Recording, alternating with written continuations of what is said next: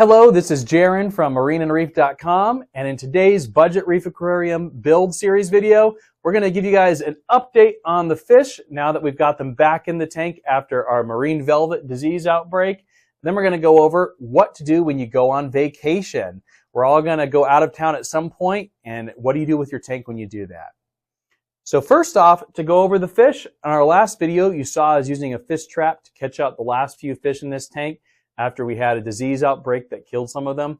But we were able to save those last few fish. They've been put back in. You'll see the damsels in the back that we saved from that last disease outbreak. We've also added a few fish in, and overall the tank seems pretty happy. The coral stayed in through that whole time. It's still looking really good, nice and fluffy. We're doing well with this tank overall.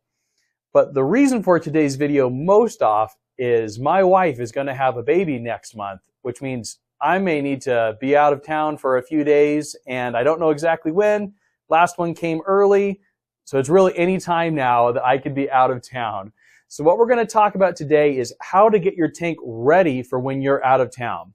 Nobody's going to be at home all the time. You're going to have to be out for a baby or for a vacation or some kind of planned trip, or maybe your tank is in an office where you're gone every weekend, where you're not going to be there 2 days of the week just as a normal occurrence. So we're going to talk about how to get your tank ready for you not being there. Now, before we get into some of the gear we purchased to help out with getting the tank ready, there's some general things you want to go over as far as wise things anybody should do who's planning on going out of town. And the first one is something you should not do, and that is never, ever, ever, ever make any immediate changes right before you go out of town. So we're going to show you guys soon some extra gear we've picked out. I would never buy this new gear and then the night before you're leaving, you're going to leave in the morning, you put your new gear on. I would never do that because my experience is it won't be set up quite right. You don't know that it's going to work right. I've had times where I've thought, I'm going to put this media reactor on my tank and I'll leave in the morning. And then it came back that I did not install that media reactor correct. It was leaking just a little bit. When I came back, there was 30 gallons of water on the floor. So we would never recommend making any immediate changes to your tank right before you go out of town. We're going to recommend that you make those changes at least a few days before you're planning on leaving.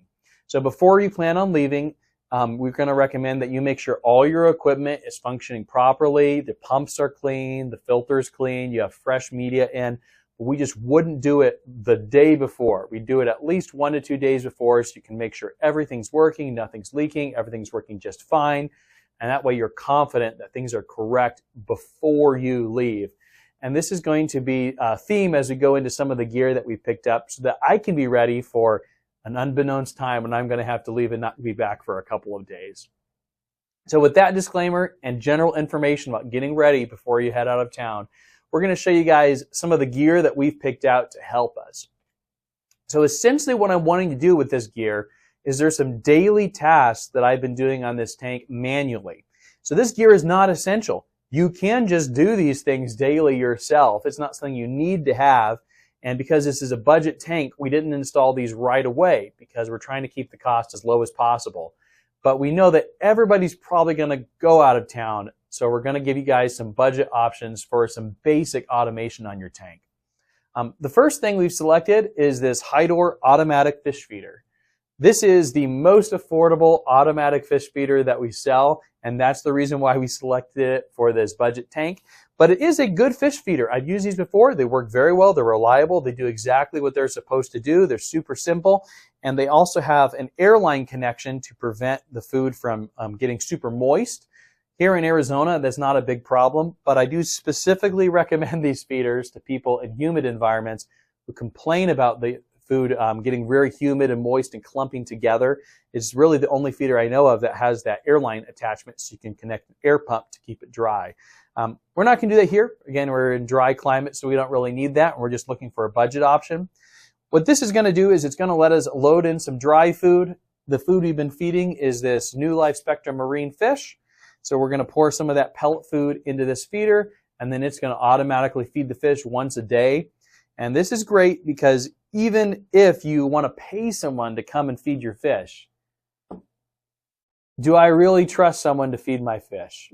Now, you might trust someone, but I've had enough times where having done this for 15 years, I trusted someone and came back and the tank looked disgusting because someone fed way too much food. So the nice thing about this machine is it's generally more consistent and reliable than a person. It's also affordable enough. I could not pay someone to show up at my house and feed the fish for as cheap as this machine is. So I think it's going to be a great option for us. And as we said earlier, we're going to install this, let it run for a few days or even a week before we leave, so we know it's feeding the right amount of food and we're confident by the time we have to go. The next piece of gear we've selected is this ice cap ATO, or automatic top off. And these are great. If I'm honest, I personally would never consider setting up a tank without an automatic top off because it is such a labor saver. And in this case, we really need to keep this tank topped off because if it starts to go down, the filtration will not function properly. The protein skimmer will no longer surface skim. It won't feed into it correctly. The filter also surface skims. It's not going to feed in correctly. And you guys got to keep in mind that whenever the water evaporates, the water leaves, but the salt doesn't. So your salinity shifts up and it creates a lot of instability in the tank if you don't keep it topped off.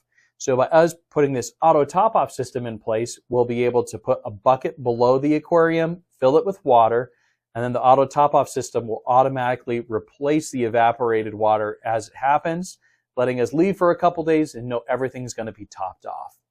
So without further ado, we're going to go ahead and open up this gear, show you guys how it goes together and how we put it on the tank.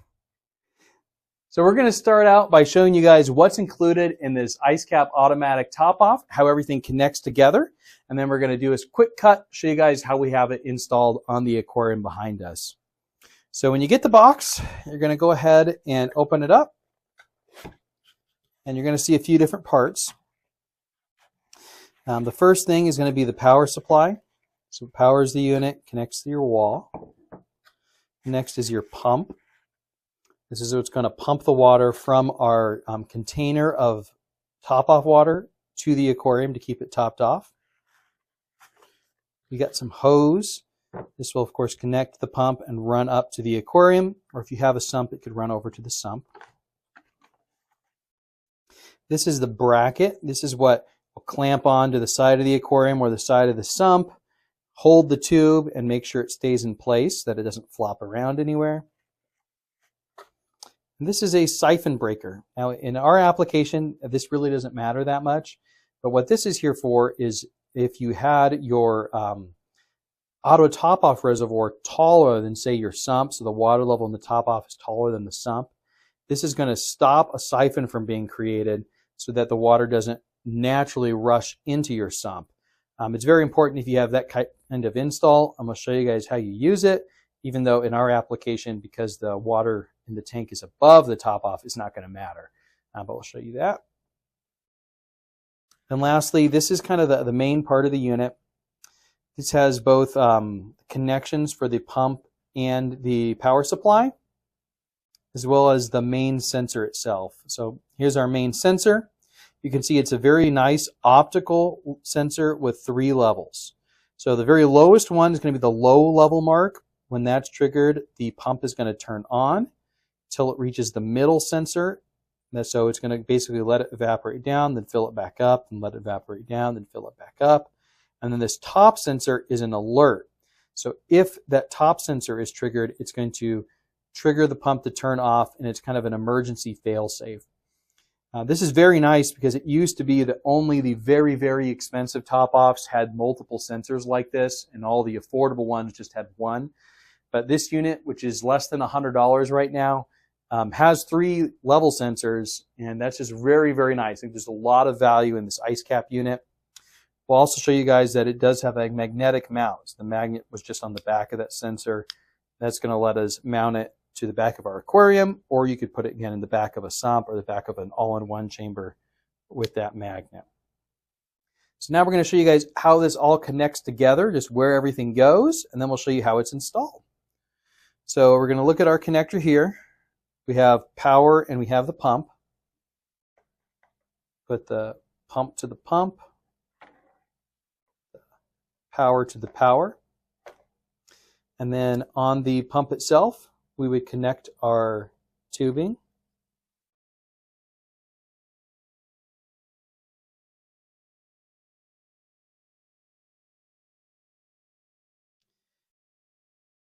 It is a tight fit, but that's so that it stays in place. There we go.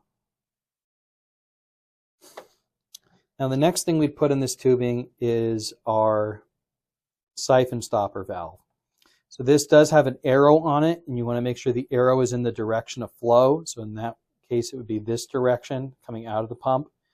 And we're not going to install this because it's going to depend on your container, but you want this to be at the very, very top of your container. So if you can imagine having a bucket, and the top of the bucket was here, that would be where you'd cut this line, use the barbs to push this in between, and install that siphon stopper. The last piece is going to be the mounting bracket. So this is going to mount on the edge of our aquarium, or it could be on the edge of your sump. It's also adjustable so that if you had a bracing on your sump, you can mount it this way as well. And you're simply going to get the hose, slide it through, and it's going to hold that in place to make sure that the tube does not slip out. So without further ado, we're going to show you how all these components went on our tank behind us, so you can get an idea of what it looks like installed. So we've shown you how this ice cap ATO goes together. Now we're going to show you guys what it looks like installed on this aquarium. So you can see in the cabinet itself, if you guys remember in an earlier video, we showed you guys that the Tunzi Comline Reef Pack came in a bucket, and that bucket was designed to be an auto top-off container. So that's what we're using. It was already paid for when we bought our filtration components. It does have a nice lid, and that's good because it's going to limit the evaporation of the top-off water. So inside the bucket, we got the pump itself. You can see the siphon stopper valve at the very top of the bucket. That's where we want it installed. We also had to cut a little notch to route the wire and the tube through, so it's nice and firm. Dust and debris won't get in that top-off water, and the evaporation of this bucket is going to be limited. And we're going to follow back up to the tank. In the very, very corner, we have our sensor itself. The magnets down on the back side, which I don't know if you can quite see, but that's where it is. And you can see I used a box cutter to basically put a little notch for the wire through that little bit of lip. And then here, put another notch, and we have the clamp with our auto top-off hose. Now this has actually been installed for a couple weeks now, and this goes back to what we started out the video saying, is you always want to install a piece of gear earlier so you can see how it's working before you go out of town. And in this case, you want to see that it is topping off like it's supposed to, and you want to see how long that top-off reservoir lasts. So if you're planning on going out of town for a week, the question is that bucket enough water to last me for a week? And I found that this bucket seems to last about 4 to 5 days. So it's not quite a full week. You could always put a big 5-gallon or 7-gallon bucket, or even a 20-gallon aquarium to have a bigger reservoir. You really can use everything, but it's good just to test it and see how much time you have so that you know how long before you're going to need to fill that reservoir up. I'll tell you, this has been a wonderful, wonderful piece of gear. And while it isn't necessary and strictly needed, so for the sake of a budget, I wouldn't put it in there, it is one of the very first upgrades that I would do to any tank, because it makes your life so much easier, means a lot less topping off, and it means that you can have a lot more peace of mind when you go out of town. So next, we're going to show you guys the automatic feeder that we picked out, which is this Hydor. This is the most affordable automatic feeder that we have, and I've used it before. It works just great. So we're going to show you guys what you get in the box. I'm going to open it up.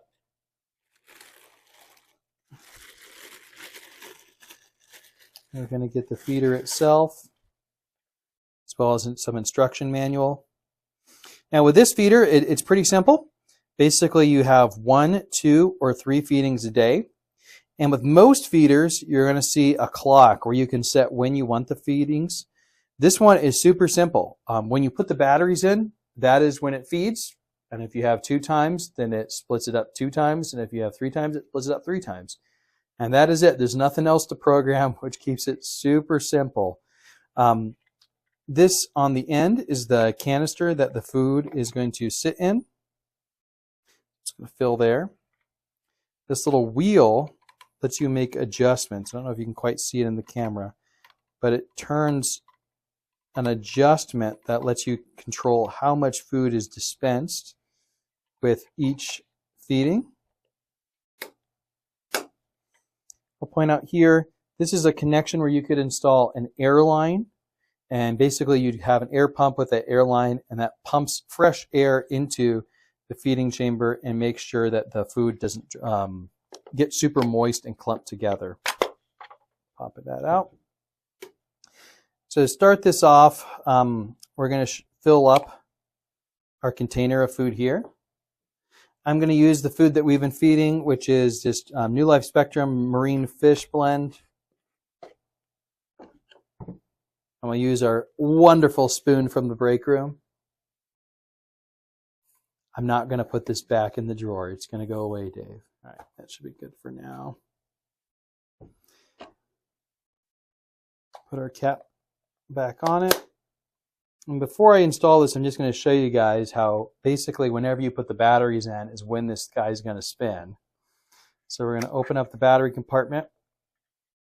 This feeder doesn't include batteries, so we got our trusty Duracells set aside.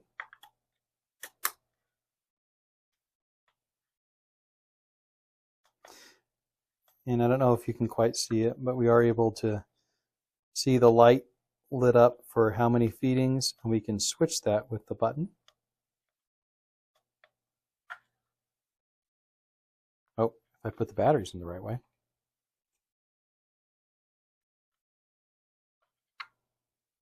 There we go.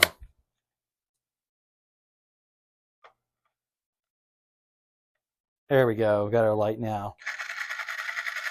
And you can see as soon as you put the batteries in is when it feeds. So you just got to be aware of that. You got our 2 feedings a day or 3 feedings a day. I'm just going to keep it at once a day, and we got to spin. So what you want to do now is we're going to install this drum into the feeder, and we want to make sure it's dispensing what we think is an appropriate amount of food. So I always want to go on the low side. I'm going to start on the very lowest setting. Pop it in. And this feeder is designed to sit on a lid or a brace. So in our case, we will likely sit it right up front there. I'll see if we can get it to go once and just get a visual of what that setting looks like. And even that one looked like a bit much to me, so we're going to knock it down a couple bits. Let's try having it go again.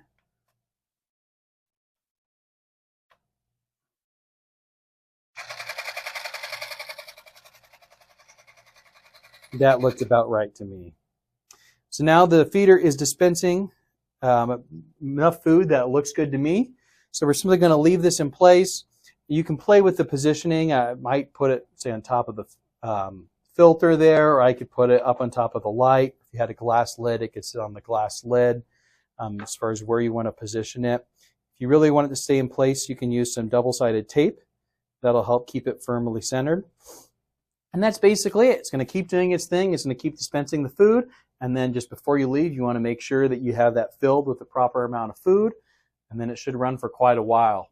Often these feeders will have enough food to last for a month or more, and the batteries often last multiple months. But we do suggest if you're planning on going out of town, it's often a good idea to just swap those batteries out and make sure that they're fresh.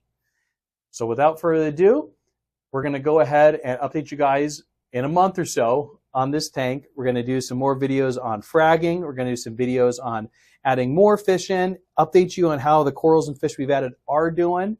And if that sounds good, then like and subscribe for more.